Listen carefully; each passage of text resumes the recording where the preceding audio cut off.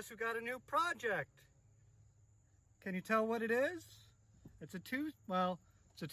It's a 1986 Ford Ranger,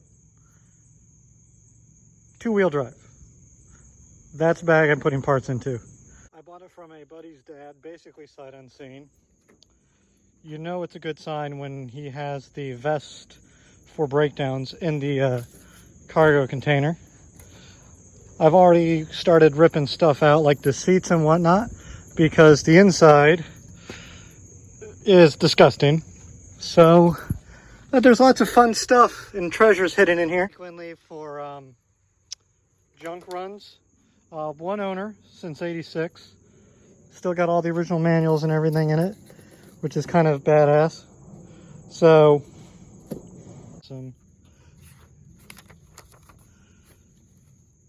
the last time there was anything written in here was 2015. 326,996 miles. Which is moderately concerning because that's actually more miles than is shown on the odometer here. I'm just going to assume it's a typo.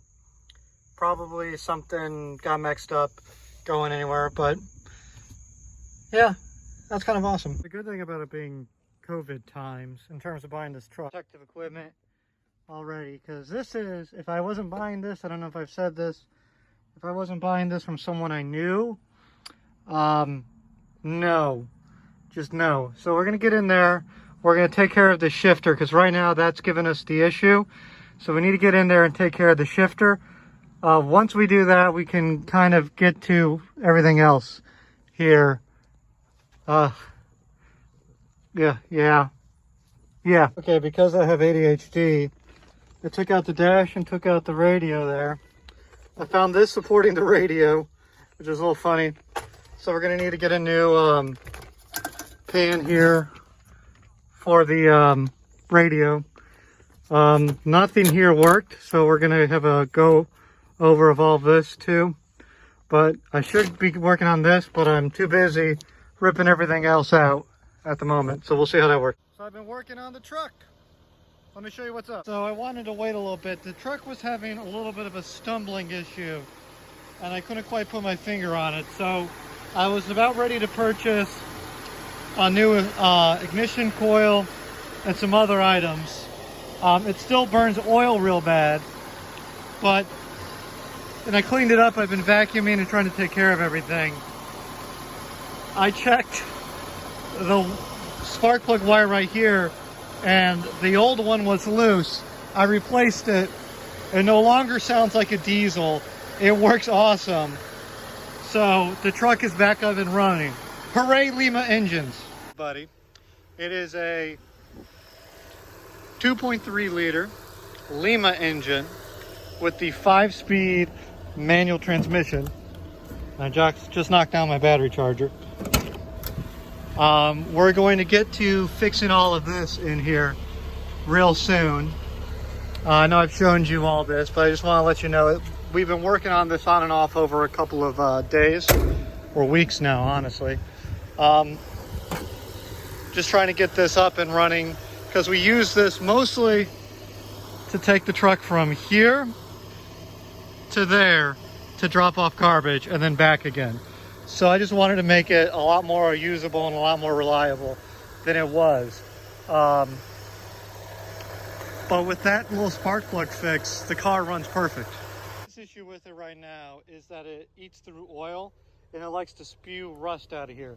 That being said though, with the spark plug fix and with the motor running a lot more smoothly than it was, before when we would start it up, there would be oil coming out of here. I wonder if the rough idle was causing it to move around more than it should, and it was causing the idle issue, or the burning of the oil issue. So I just gave it some revs. It starts to stumble when you give it revs, and it starts to burn oil. So it's definitely an issue that's still persistent with the truck. But, and see, now you can see a little bit. I'll get you a little bit closer so you can see the smoke coming out here. I don't know if that really shows up on camera very well, but it's burning.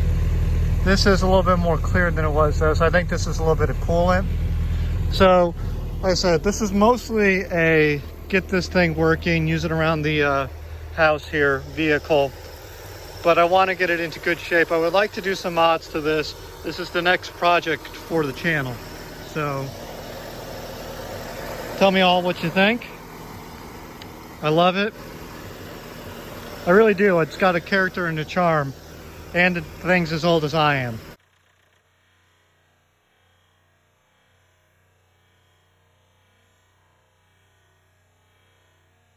So we got everything back on, replaced the oil filler cap here, plugged up this idle air thing because it was leaking vacuum.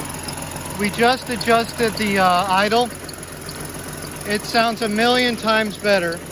There is a slight tapping noise from down here, but seeing as this is going to be a farm use truck, I really don't care. We are still burning oil, but we're also over full of oil, so that's to be expected. I overfilled it a little bit just so that I could get some additives and stuff in there, refresh some seals. There's the idle screws right here.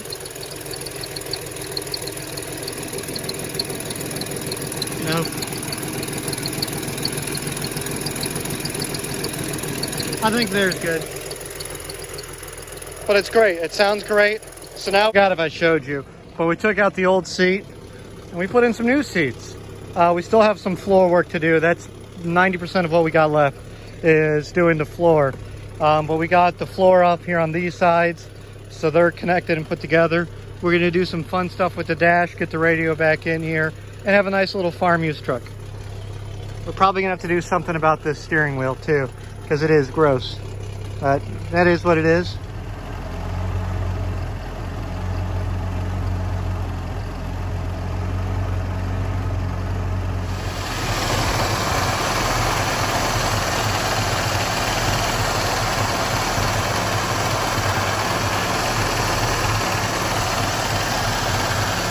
Join me. I have taken out the bed liner. We're watching some Mighty Car mods. And I am trying to get rid of, you can see this stuff here on the roof. This is mold that this car sat under trees for months and years and all that. So we're just trying to remove all the mold. And I got a plan for this and for this. And maybe up there. So too. As you've just seen, the Fiero was out on the road. We've been doing some work on the Ranger and on the Fiero today, just to get stuff done. All right, so as you can see, we bedlined the whole back of the truck, and we bedlined the roof. The purpose of this is to stop the water, you can hear it's raining right now, from getting into the cabin. And before, when we would open this up, there would be big puddles down here. We have very little water intrusion. I don't know where this is coming from. That literally could be condensation. You see, we still got some holes in the floor. So it's possible it's getting in around the door seals, which I think is our next point of attack on these. Because when I opened up the driver's side earlier, I got a little bit of water intrusion over there, but it's a lot better than it was. We emptied the oil tank on this. We emptied the oil out of this. And I was hoping that would stop us from having the fluid we're getting right here coming out, but I guess not. So what we're gonna have to do, so we emptied the oil because it was overfilled. We filled it up to the proper amount. When I started the car up a moment ago, we weren't really getting a lot of smoke coming out of the exhaust. And now that it's like had a moment to sit and warm up, it's burning oil. So it's not tapping, it's not struggling or surging like it was though, which is a very good sign. So we're just going to work on getting this thing figured out, but I think it looks fairly decent. We also took off the front bumper, as you can tell. We're going to put something else up there, and then we're going to hit it with a pressure washer. But until we get to that point, we're good for right now. It's been raining all night. Pretty bad out here in Maryland. So let's go see. You know, we got a little bit of pooling in the trunk, but that's not bad. Let's see how it is inside. Again, we're still getting water intrusion. I think it's from the weather seals. So you can see they're all perished. So we're gonna need to get new ones of those. But like, I could sit on that seat and not be embarrassed getting off of it. It's just a little dank, like definitely more on the side than anywhere else. So we're just gonna get the weather seal, but I think the bed liner came out fairly nice.